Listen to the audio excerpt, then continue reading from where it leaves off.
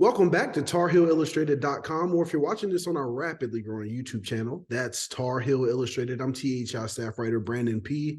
Joining me today from the JMA Wireless Dome is our very own publisher, Mr. Andrew Jones. And AJ, winning on the road is not easy. And we just saw that North Carolina got a 72-68 win, very close win.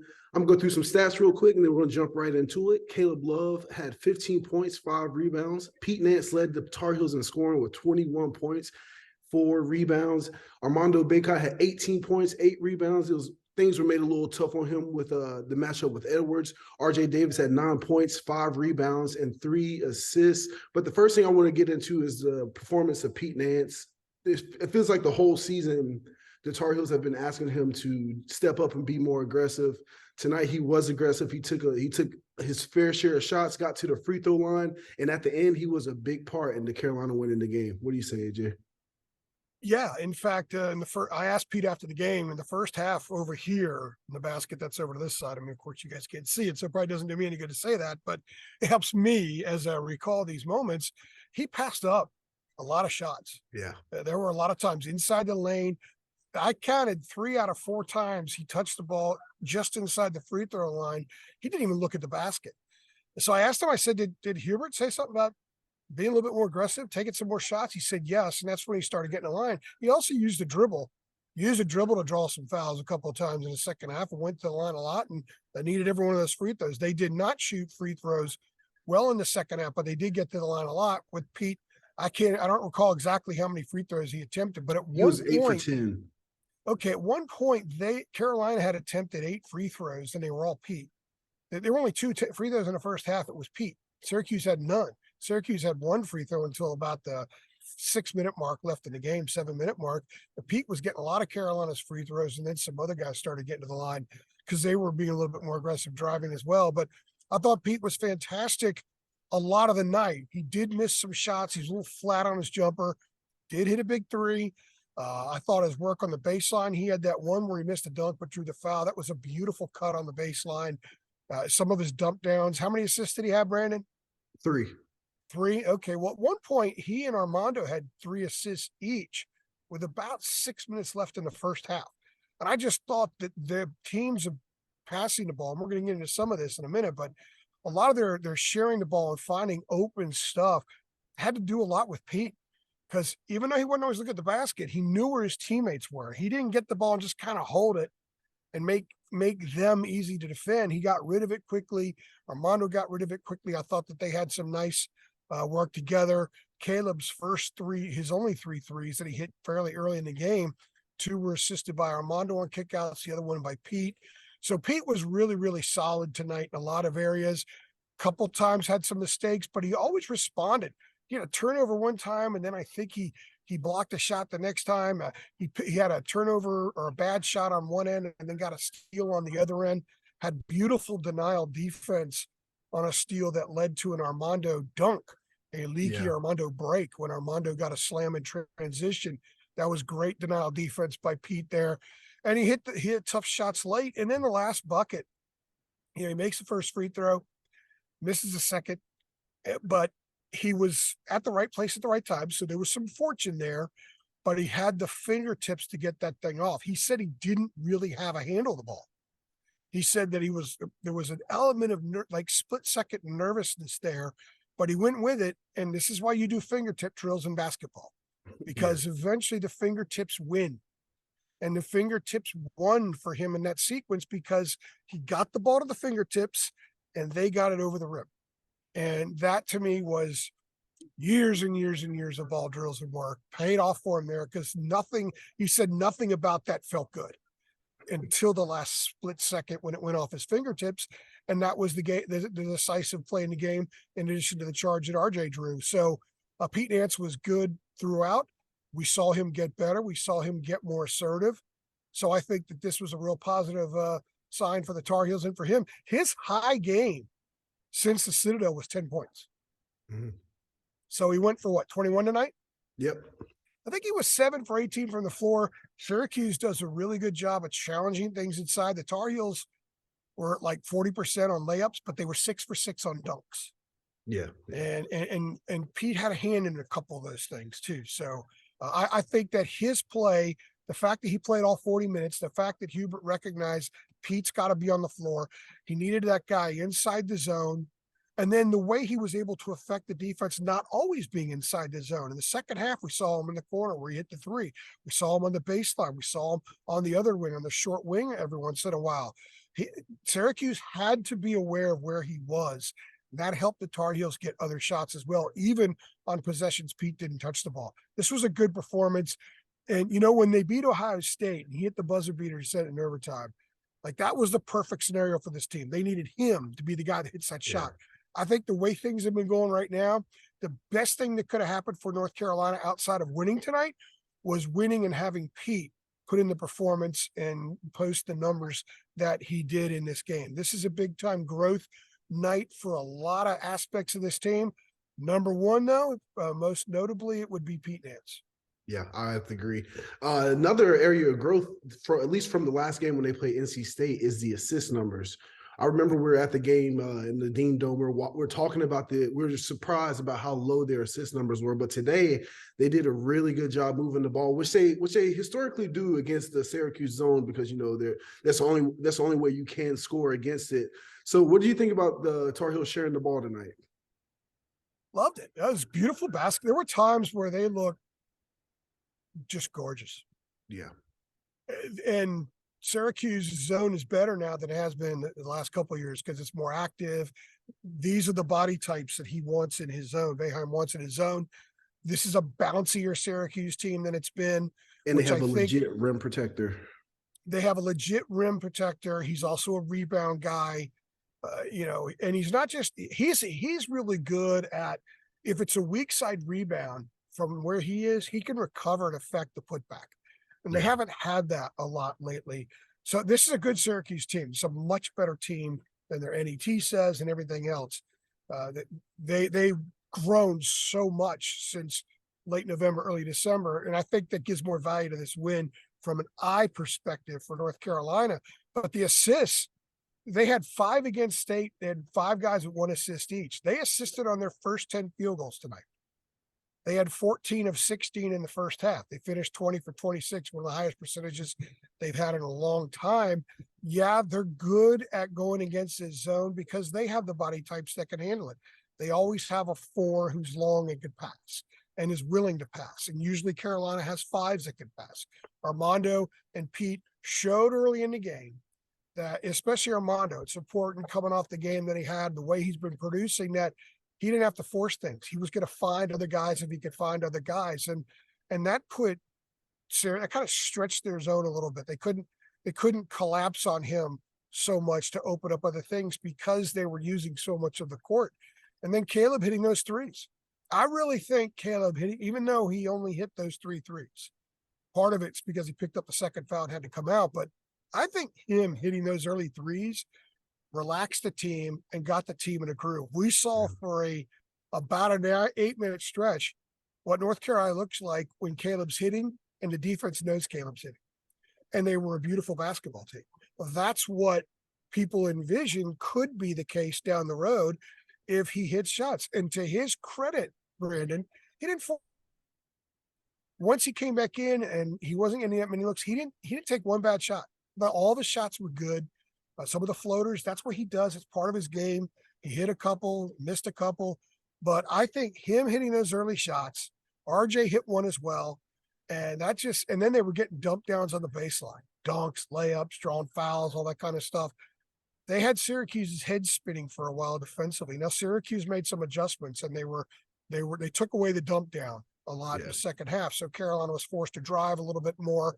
And that's how they got to the free throw line a lot more as well. But they still had 20 assists on 26 baskets. They didn't turn the ball over a lot. They limited Syracuse's fast break points. Syracuse is an excellent fast break team. Their defense, the way it's designed, is to create live ball turnovers and score off of them. They only had 10 fast break points tonight, which in this building, that's a phenomenal number if you're a visitor. If you come in and a coaching staff actually marks stats areas they want to stay in, I guarantee you 10 points for Syracuse, 10 fast break points for Syracuse is a number every coaching staff in America would take coming into this building. So I really like the way the Heels played in those stretches. There were times where they weren't they weren't as good offensively. They weren't getting a whole lot. They were swinging the ball a lot. Nothing was there. But a lot of that was because Syracuse, I think, played really well defensively in stretches. But the Tar Heels still didn't show a lack of patience then. They worked it and worked it and worked it.